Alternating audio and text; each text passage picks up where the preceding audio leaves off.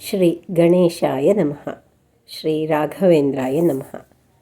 ಆಪದಾಮಪಹರ್ತಾರಂ ಸರ್ವಸೌಭಾಗ್ಯದಾಯಕಂ ಶ್ರೀನಿವಾಸಾಮಹಂ ವಂದೇ ನಿರ್ದೋಷಾಶೇಷಸದ್ಗುಣಂ ಅಭ್ರಮಂ ಭಂಗರಹಿತಂ ಅಜಡಂ ವಿಮಲಂ ಸದಾ ಆನಂದತೀರ್ಥಮತುಲಂ ಭಜೇ ತಾಪತ್ರಯೂಪಹಂ. ಶ್ರೀಮತೋ ರಾಘವೇಂದ್ರಸ್ಯ ನಮಾಮಿ ಪದಪಂಕಜೇ ಕಾಮಿತಾಶೇಷಕಲ್ಯಾಣ ಕಲನಾಕಲ್ಪಪಾದಪೌ ಪೂಜ್ಯಾಯ ರಾಘವೇಂದ್ರಾಯ ಸತ್ಯಧರ್ಮರತಾಯ ಚ ಭಜತಾಂ ಕಲ್ಪವೃಕ್ಷಾಯ ನಮತಾಂ ಕಾಮಧೇನವೇ. ಡಾಕ್ಟರ್ ವ್ಯಾಸನಕೆರೆ ಪ್ರಭಂಜನಾಚಾರ್ಯ ವಿರಚಿತ ಶ್ರೀ ರಾಘವೇಂದ್ರ ದರ್ಶನ. ಇದರಲ್ಲಿ ಶ್ರೀ ರಾಘವೇಂದ್ರ ಸ್ವಾಮಿಗಳ ಜೀವನ ಹಾಗೂ ಸಾಧನೆಗಳ ಒಂದು ನೋಟನ್ನು ನಾನು ಓದ್ತೇನೆ. ಇವತ್ತಿನ ಭಾಗದಲ್ಲಿ ಶ್ರೀ ರಾಘವೇಂದ್ರ ದರ್ಶನದಿಂದ ಗುರುಗಳಿಗೆ ಹತ್ತಿರ ಮಠಕ್ಕೆ ದೂರ ಬಗ್ಗೆ ಓದ್ತೀನಿ. ವೆಂಕಟನಾಥರು ಶ್ರೀಪಾದರಿಗೆ ಹೆಚ್ಚು ಅಚ್ಚುಮೆಚ್ಚಿನವರಾಗಿದ್ದರೂ ಮಠದ ಸಂಪರ್ಕವನ್ನು ಮಾತ್ರ ಅವರು ಅಷ್ಟಾಗಿ ಹಚ್ಚಿಕೊಂಡಿರಲಿಲ್ಲ. ಅರಮನೆ ಗುರುಮನೆಗಳಿಂದ ದೂರವಿದ್ದಷ್ಟು ಅಲ್ಲಿಯ ಆದರ ವಿಶ್ವಾಸಗಳು ಸ್ಥಿರವಾಗಿರುತ್ತವೆ ಎಂಬ ಎಚ್ಚರ ಸದಾ ಅವರಿಗೆ ಇರುತ್ತಿದ್ದುದೇ ಅದಕ್ಕೆ ಕಾರಣ. ಅವರೊಂದಿಗೆ ತಮ್ಮ ಅಭ್ಯುದಯವನ್ನು ಸಹಿಸದ ಒಂದು ಗುಂಪು ಮಠದಲ್ಲಿ ರೂಪುಗೊಂಡಿದೆ ಎಂಬ ವಿಚಾರವು ಅವರ ಗಮನಕ್ಕೆ ಬಂದಿತ್ತು. ಅವರ ವಿದ್ವತ್ತು, ಸೌಜನ್ಯ, ಕೀರ್ತಿ, ಪ್ರಾಮಾಣಿಕತೆ, ಜನಪ್ರಿಯತೆಗಳನ್ನು ಸಹಜವಾಗಿಯೇ ಸ್ವಾರ್ಥ ಸಾಧಕರ ಒಂದು ಗುಂಪು ಮೆಚ್ಚಿರಲಿಲ್ಲ. ಅವರು ಮಠದಲ್ಲುಳಿದರೆ ತಾವು ಮಠ ಬಿಡಬೇಕಾದೀತೆಂಬ ನಿಷ್ಕಾರಣ ಶಂಕೆ ಅವರಲ್ಲಿ ಮನೆ ಮಾಡಿತ್ತು. ಮಠದಲ್ಲಿ ತಾವು ನೆಲೆಸುವುದನ್ನು ಮೆಚ್ಚದ ಅಂತಹ ಜನ ತಮ್ಮನ್ನು ಕಪಟೋಪಾಯಗಳಿಂದ ಗುರುಗಳಿಂದ ದೂರ ಮಾಡಿಯಾರು ಎಂಬ ಸಾತ್ವಿಕ ಭಯ ವೆಂಕಟನಾಥರಲ್ಲಿ ತುಂಬಿತ್ತು. ಅವರಿಗೆ ಗುರುಗಳಿಂದಾಗಿ ಮಠ, ಮಠದ ವಾಸಕ್ಕಾಗಿ ಗುರುಗಳಲ್ಲ ಎಂಬ ತತ್ವ ತಿಳಿದಿತ್ತು. ಊಟಕ್ಕಾಗಿ ಮಠ, ವಿದ್ಯೆಗಾಗಿ ಅಲ್ಲ ಎಂಬ ಜನಕ್ಕೆ ಇದೆಲ್ಲ ಅರ್ಥವಾಗುವುದಿಲ್ಲ. ಇದರೊಂದಿಗೆ ತಾವು ಗೃಹಸ್ಥರು ಎಂಬ ಮತ್ತೊಂದು ಕಾರಣವೂ ಮಠದಲ್ಲಿ ನೆಲೆಸಲು ಅವರಿಗೆ ಅಡ್ಡಿಯಾಗಿತ್ತು. ಶ್ರೀಗಳ ಆಮಂತ್ರಣ ಸದಾ ಇದ್ದರೂ ಗೃಹಸ್ಥರಾದ ತಾವು ಮಠಸ್ಥರಾಗುವುದು ಅವರ ಮನಸ್ಸಿಗೆ ಒಪ್ಪಿಗೆಯಾಗಿರಲಿಲ್ಲ. ಇಂತಹ ಕಾರಣಗಳಿಂದಾಗಿ ವೆಂಕಟನಾಥರು ಗುರುಗಳಿಗೆ ಹತ್ತಿರವಾಗಿದ್ದರೂ ಗುರುಮನೆಯಿಂದ ದೂರವೇ ಉಳಿದಿದ್ದರು.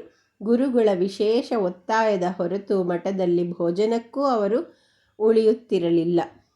ಇದಕ್ಕೆಲ್ಲ ಅನುಕೂಲವಾಗಲೆಂದು ಮಠಕ್ಕೆ ಸ್ವಲ್ಪ ದೂರವೆನ್ನಬಹುದಾದ ಹಳೆಯ ಮನೆಯೊಂದರಲ್ಲಿ ಅವರು ಪತ್ನಿ ಪುತ್ರ ಸಮೇತರಾಗಿ ನೆಲೆಸಿದ್ದರು.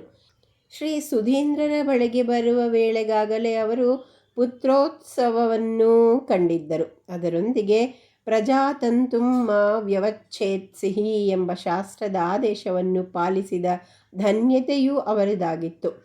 ಸಂತತಿಯನ್ನು ಪಡೆಯುವ ಆದೇಶವನ್ನು ಮಾತ್ರ ಪಾಲಿಸುವ ಬಹಳಷ್ಟು ಜನ ಅದೇ ಶಾಸ್ತ್ರದ ಸ್ವಾಧ್ಯಾಯ ಪ್ರವಚನಾಭ್ಯಾಂ ನ ಪ್ರಮದಿತವ್ಯಂ ಎಂಬ ಇನ್ನೂ ಮುಖ್ಯವಾದ ಆದೇಶಕ್ಕೆ ಪೂರ್ಣವಾಗಿ ತಿಳಾಂಜಲಿಯನ್ನೇ ಕೊಡುವುದು ಉಂಟು.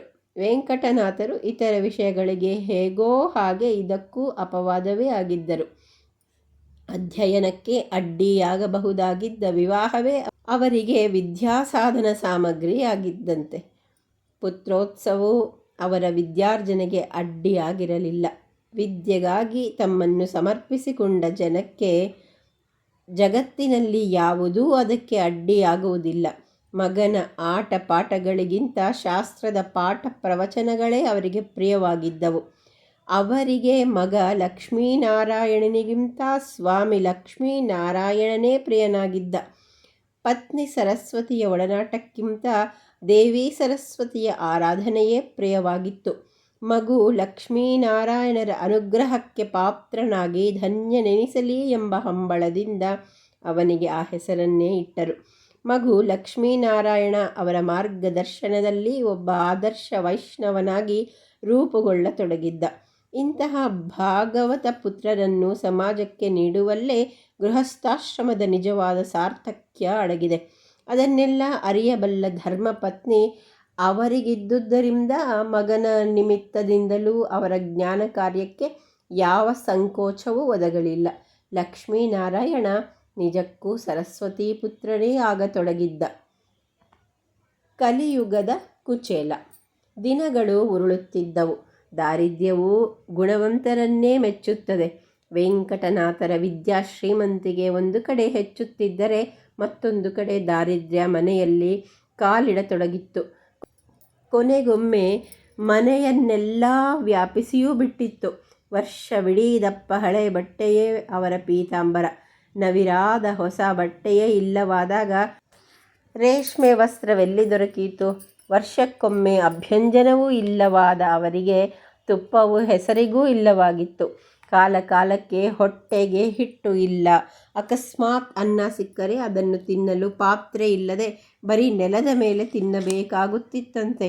ಹರಿದ ಬಟ್ಟೆ, ಒಡಕು ಪಾತ್ರೆ, ಕಿತ್ತು ಹೋದ ನೆಲ, ಸೋರುವ ಛಾವಣಿ, ಮುರುಕು ಮನೆ, ಇದು ಅವರ ಅಂದಿನ ಜೀವನ ಚರಿತ್ರೆ. ಸಾಲದ್ದಕ್ಕೆ ಇದ್ದದ್ದನ್ನೆಲ್ಲ ದೋಚಿಕೊಂಡು ಹೋದ ಕಳ್ಳರು. ಅಂತೂ ಮುಂದೆಂದೋ ಬರಬೇಕಾಗಿದ್ದ ಕೌಪೀನ ಅವರಿಗೆ ಆಗಲೇ ಬಂದಾಗಿತ್ತು. ವೈಷ್ಣವರಿಗೆ ಪಕ್ಷಕ್ಕೊಮ್ಮೆ ಬರುವ ಏಕಾದಶಿಯು ಪರಮ ವೈಷ್ಣವರಾದ ಅವರಿಗೆ 5-6 ಬಾರಿ ಬರುತ್ತಿದ್ದಂತೆ. ಮಾಗೃದಃ ಕಸ್ಯ ಸ್ವಿಧನಂ. ಇಷ್ಟಾದರೂ ವೆಂಕಟನಾಥರು ವಿಚಲಿತರಾಗಲಿಲ್ಲ. ಇನ್ನೊಬ್ಬರಿಗೆ ಕೈ ಚಾಚಬಾರದೆಂಬ ಶಾಸ್ತ್ರವಾಣಿಯನ್ನೂ ಮರೆಯಲಿಲ್ಲ. ವಿದ್ಯೆಯ ಹಂಬಲವಿದ್ದ ಅವರಿಗೆ ಇದ್ಯಾವುದರ ಪರಿವೆಯೂ ಇರಲಿಲ್ಲ. ದಿನನಿತ್ಯದ ಪಾಠ ಪ್ರವಚನಗಳನ್ನು ಮಾತ್ರ ಎಂದೂ ಕೈಬಿಡಲಿಲ್ಲ. ದೇವರು ಕೊಡುವ ಸಂಪತ್ತು ಬೇಕು, ಅವನೇ ಕೊಡುವ ದಾರಿದ್ರ್ಯ ಏಕೆ ಬೇಡ? ಎರಡನ್ನೂ ಕೊಡುವ ಅವನ ದಯೆ ಹೊಂದಿದ್ದರೆ ಸಾಕು. ಪ್ರಾರಬ್ಧ ಕರ್ಮವನ್ನು ಅನುಭವಿಸೇ ಕಳೆದುಕೊಳ್ಳಬೇಕಲ್ಲವೇ? ಇದು ಅವರ ಜೀವನ ದೃಷ್ಟಿಯಾಗಿತ್ತು. ಹೊಟ್ಟೆ ಕೊಟ್ಟ ದೇವರು ಹೊಟ್ಟೆಗೆ ಹಿಟ್ಟು ಕೊಡದಿರುವನೇ ಎಂಬ ಎಚ್ಚರ ಅವರಿಗೆ ಸದಾ ಇತ್ತು. ಉಪವಾಸದ ದಿನಗಳನ್ನೆಲ್ಲ ಹೆಚ್ಚಿನ ಏಕಾದಶಿಗಳೆಂದು ಭಾವಿಸಿದರು. ಏಕಾದಶಿಯನ್ನು ಊಟದ ದಿನವನ್ನಾಗಿ ಮಾಡಿಕೊಂಡವರಿಗೆ ಇದು ಅರ್ಥವಾಗುವುದಿಲ್ಲ. ವೆಂಕಟ ಭಟ್ಟರಿಗೆ ಏನೂ ಇರಲಿಲ್ಲ. ವಿದ್ಯಾರತರಾದ ಅವರಿಗೆ ಅವೆಲ್ಲ ಇಲ್ಲ ಎಂಬ ಪರಿವೆಯೂ ಇರಲಿಲ್ಲ. ಅವುಗಳ ಪರಿವೆ ಇರುವವರಿಗೆ ವಿದ್ಯೆ ಒಲಿಯುವುದೂ ಇಲ್ಲ. ಧನವನ್ನು ಸಂಪಾದಿಸುವ ಶಕ್ತಿ ಇದ್ದರೂ ಅದಕ್ಕೆ ಅವಶ್ಯವಾದ ಅಪಾರ ವಿದ್ವತ್ತು ತುಂಬಿದ್ದರೂ ಅವರೆಂದೂ ಆ ಕಡೆ ಗಮನ ಹರಿಸಲಿಲ್ಲ. ಹಣಕಾಸುಗಳಿಗಾಗಿ ವಿದ್ಯೆ ಎಂಬುದು ಸಾಮಾನ್ಯರ ತಿಳುವಳಿಕೆ. ಹಣಕಾಸು ಮೊದಲಾಗಿ ಎಲ್ಲವೂ ವಿದ್ಯೆಗಾಗಿ ಎಂಬುದು ವೆಂಕಟನಾಥರಂತಹ ಅಸಾಮಾನ್ಯರ ತಿಳುವಳಿಕೆ. ಧನ ಸಂಪಾದನೆಗೆ ಹಾಕುವ ಸಮಯವನ್ನು ವಿದ್ಯೆಯ ಸಂಪಾದನೆಗೆ ಹಾಕಬಹುದಲ್ಲ. ಜ್ಞಾನ ಸಾಧನವಾದ ಶರೀರ ಎಂದು ಧನಾದಿಕ್ಷುಲ್ಲಕ ವಸ್ತುಗಳ ಸಾಧನಕ್ಕೆ ದುರ್ವಿನಿಯೋಗವಾಗಬಾರದು ಎಂಬ ಅಚಲ ನಿಷ್ಠೆ ಅವರದಾಗಿತ್ತು. ಅಯಾಚಿತವಾಗಿ ಬಂದದ್ದರಲ್ಲೇ ಜೀವನ ಸಾಗಿಸುವ ಕಠೋರ ವ್ರತ ಅವರಿದಾಗಿತ್ತು.